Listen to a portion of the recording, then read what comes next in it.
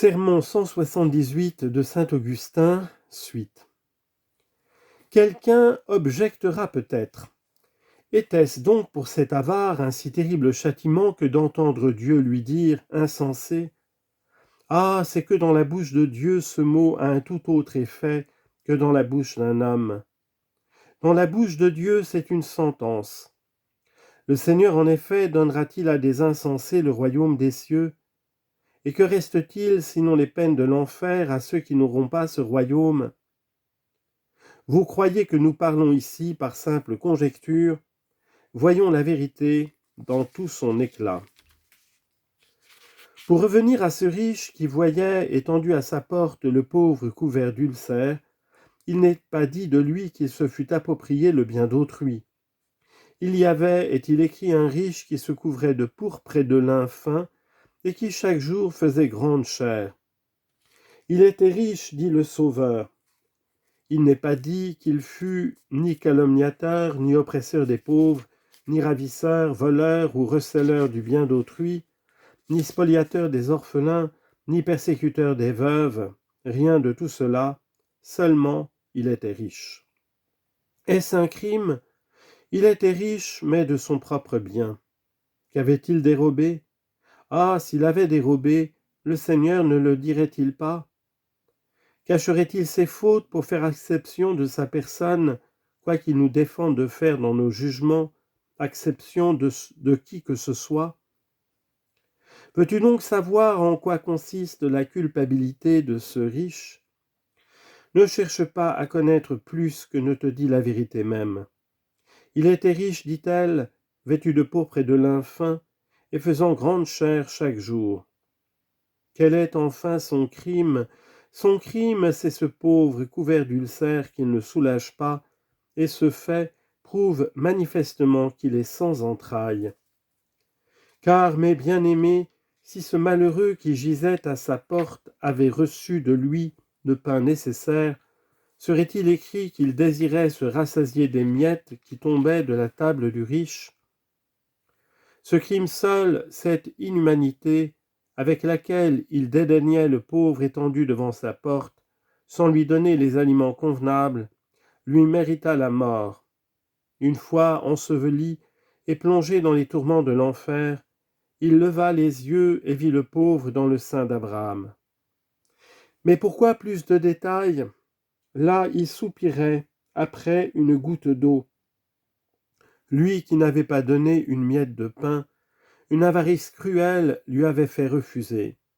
Un arrêt plein de justice le condamna à ne pas obtenir. Luc chapitre 16, versets 19 à 26. Or, si de tels châtiments sont réservés aux avares, à quoi ne doivent pas s'attendre les ravisseurs ? Pour moi, me dit quelqu'un de ces ravisseurs, je ne ressemble pas à ce riche. Je donne des repas de charité, j'envoie du pain aux prisonniers, des vêtements à ceux qui n'en ont point, et j'abrite les étrangers. Ainsi tu crois donner ? Oui, si tu ne ravissais pas. Celui à qui tu donnes est dans la joie, celui que tu dépouilles dans les larmes. Lequel des deux exaucera le Seigneur ? Tu dis à l'un, remercie-moi de t'avoir donné, mais l'autre te dit de son côté, je souffre de ce que tu m'as pris. De plus, ce que tu as pris à l'un, tu le conserves presque tout entier. Et ce que tu donnes à l'autre est fort peu de choses. Et pourtant, eusses-tu donné absolument tout, Dieu n'aimerait pas encore cette conduite. Insensé, te dit-il, je t'ai commandé de donner, mais non pas du bien d'autrui. Si tu as quelque chose, donne de ce qui est à toi. Si tu n'as rien à donner, mieux vaut ne donner rien que de dépouiller les autres.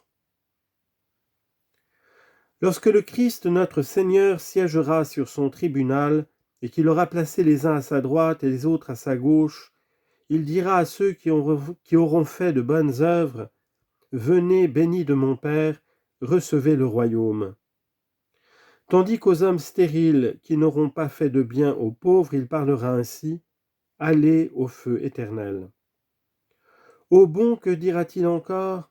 Car j'ai eu faim, et vous m'avez donné à manger. Et le reste, Seigneur, reprendront ceci quand vous avons-nous vu endurer la faim? Ce que vous avez fait, répondra-t-il à l'un des derniers d'entre les miens, c'est à moi que vous l'avez fait. Insensé qui veut faire l'aumône avec le bien usurpé, comprendras-tu enfin que si tu nourris le Christ en nourrissant un chrétien, dépouiller un chrétien, c'est aussi dépouiller le Christ? Remarque ce qu'il dira à ceux de la gauche, allez au feu éternel. Pourquoi?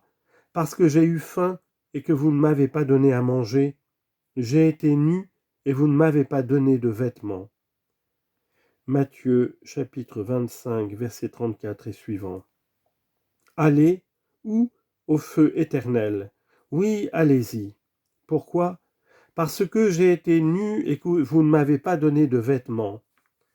Mais s'il doit aller au feu éternel, celui à qui le Christ dira « j'ai été nu, et tu ne m'as point donné de vêtements », quelle place occupera dans ces flammes celui à qui il pourra dire « j'avais des vêtements et tu m'en as dépouillé » ? Pour échapper à cette sentence et n'entendre pas le Christ t'adresser ces mots « j'avais des vêtements et tu m'en as dépouillé », voudrais-tu, contre la coutume établie, dépouiller le païen pour vêtir le chrétien? Ici encore le Christ te répondrait. Oui, il te répond ici même par l'organe d'un de ses ministres, si peu de chose que soit celui-ci. Ah, prends garde de me faire tort, car si un chrétien dépouille un païen, il l'empêchera de devenir chrétien. Insisterais-tu et dirais-tu, mais ce n'est point par haine, c'est par amour de l'ordre que je lui inflige ce châtiment. Je prétends au moyen de cette sévère et salutaire correction faire de lui un chrétien. Je t'écouterai et je te croirai si tu donnais aux chrétiens toute la dépouille de ce païen.